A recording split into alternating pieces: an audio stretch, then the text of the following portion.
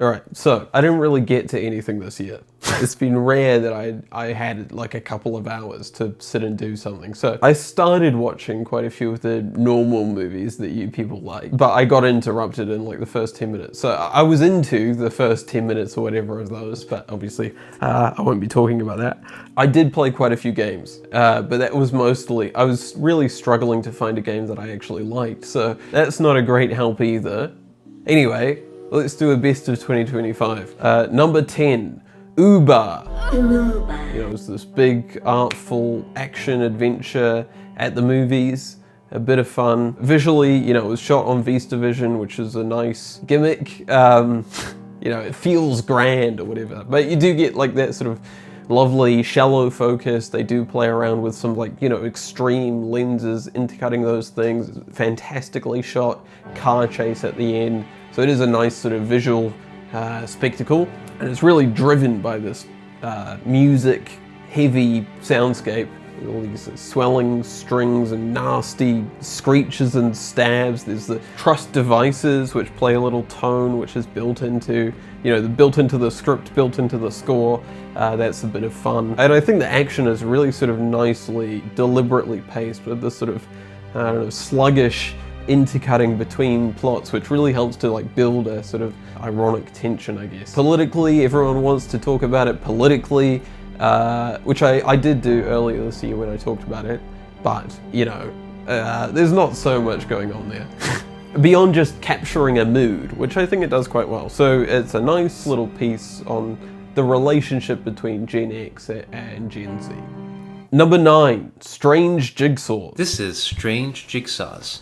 It's a game of strange jigsaws where you solve strange jigsaws. It's a fun little compilation puzzle game, but all of these puzzle variations have some sort of crazy twist going on, and the game is sort of figuring out what that is. And it all seamlessly flows together, incorporating all different design styles and mechanics. And it's really a game about figuring out the rules of each puzzle, and once you've cracked it, you move on, which is ideal to me. It gets a bit reflective, it sort of talks about puzzle design a bit, talks about the process of creation a bit, and that's nice. You know what it is? It's a love letter to puzzles.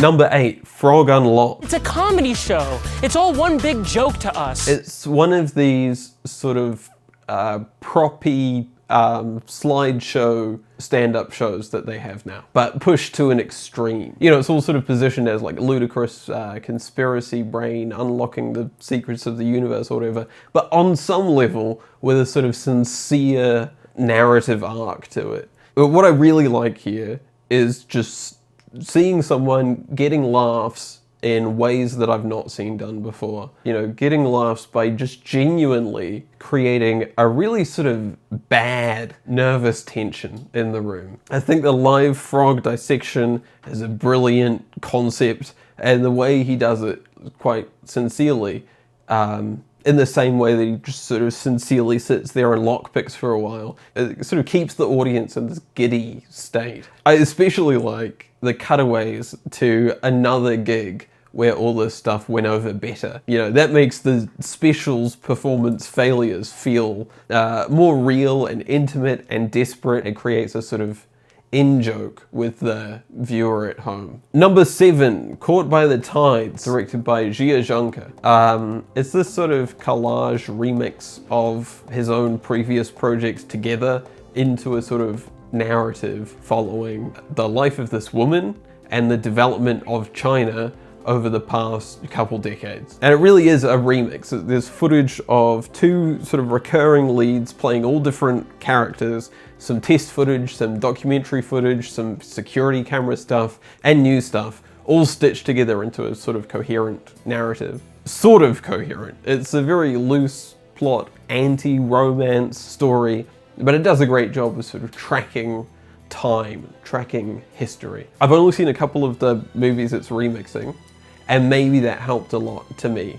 I don't know. Maybe it's the sort of thing that would annoy me if I was too familiar, but I really like the sort of visible process of it. The fact that you can see the seams here. And I think with traditional media, with the film industry in decline or whatever, some people are moving to doing smaller things, and this is something so simple and small and cheap, and at the same time just, you know, impossibly epic in scope. You know, it's the work of a lifetime of working in film, and also the work of bashing some stuff together during COVID. So that's what I find most compelling about it.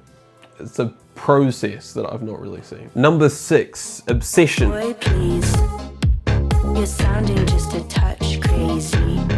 This is from Oliver Sim of the XX, out with some new solo stuff. And it's sort of a generic pop song, but with some incredibly strange decisions. There's these like syncopated plucks running throughout. There's sort of cringe, non-singing, huge reverb on everything, some very silly synth sounds, and just like some glitch effects. While at the same time being the sort of song that has a lyric that's like, my heart goes doot doot doot doot doot, you know? I really like the understated female vocals here. It's like, it's a duet, but whoever they got to sing on it is giving it nothing, and that is just incredible.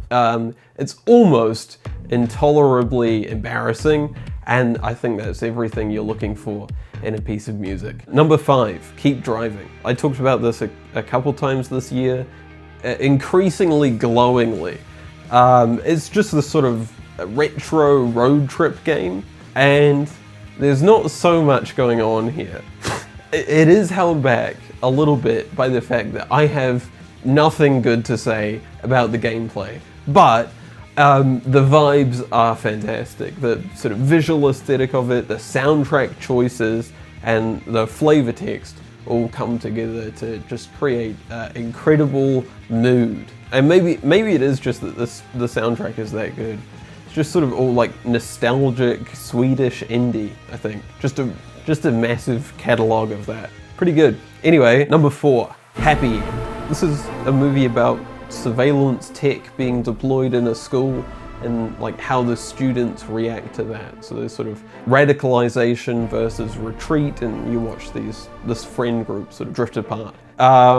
So it's sort of just coming of age type stuff, but with this massive sort of sense of doom and the future. It is like a dystopia, but set like, you know, as 5 minutes in the future, a dystopia. Everything feels very tangible and current. It's exploring like an increasing sort of political divide in Japan, and looking at sort of youth protest. And the portrayal of these teens is just fantastic, very naturalistic, very sort of realistic friend dynamics, nice little moments and bits for them to do as they sort of bond and drift apart and react to fascism in their own ways, and it's all pretty good.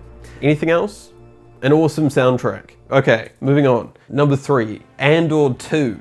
I liked season 1, didn't have any issues with the pacing of it or anything, which a lot of people did, but I think season 2 is just a massive leap up.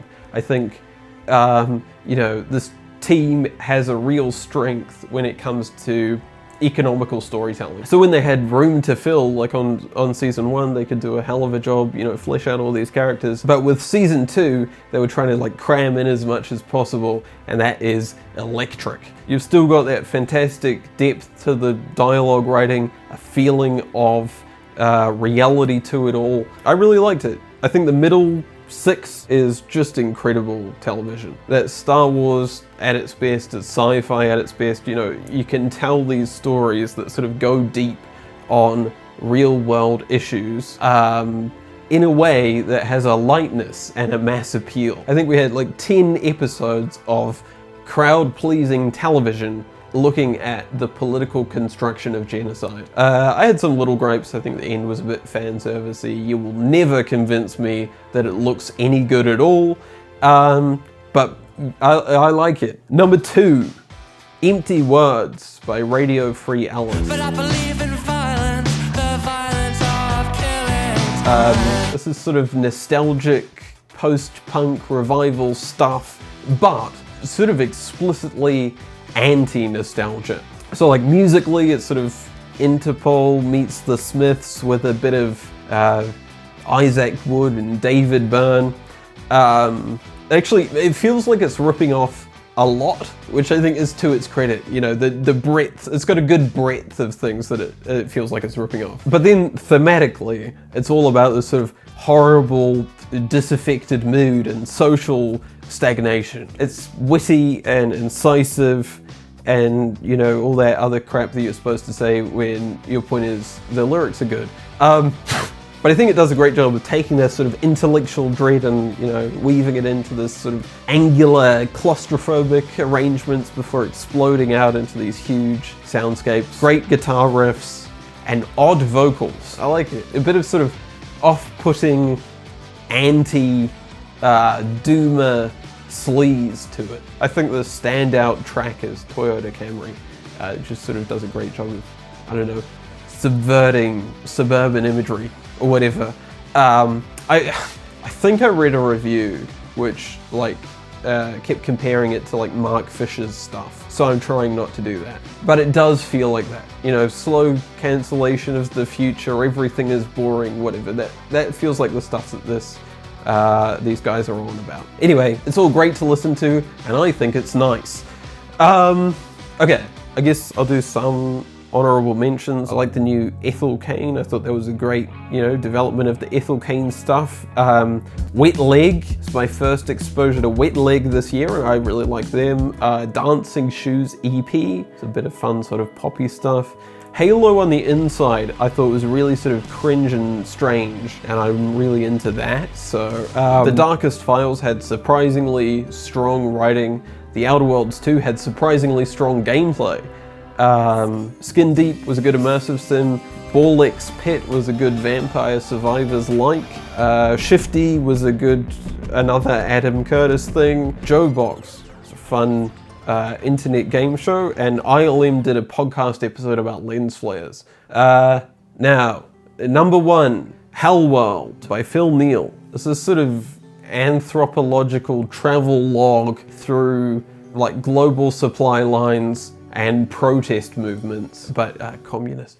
But it's a bit communist. It's framed as like a descent into hell, with the world being one amalgamized global factory, sort of building on the observation that like man-made mass now outweighs all life on Earth. Starting in America in a mist of pig blood and shit, then going over to China through sort of like ghost cities and the electronics hubs, and then like to the slums of Tanzania, and looking at like what binds these places together. Now, it's written in this deliberately gothic horror style, and I think a sort of a Marx homage. But I saw someone made fun of it for being like, reader beware, turn the next page if you dare, which it is a bit like that, I think, but it's a bit of fun. Keeps it moving, you know? It's sort of dense, but I think it gives you a good vocabulary for now. It does a good job of explaining the vibes right now, the causes of the vibes right now, I think. The decay, the feeling of stagnation, the fear of obsolescence, and whatever. That's probably enough, right? Just stop there.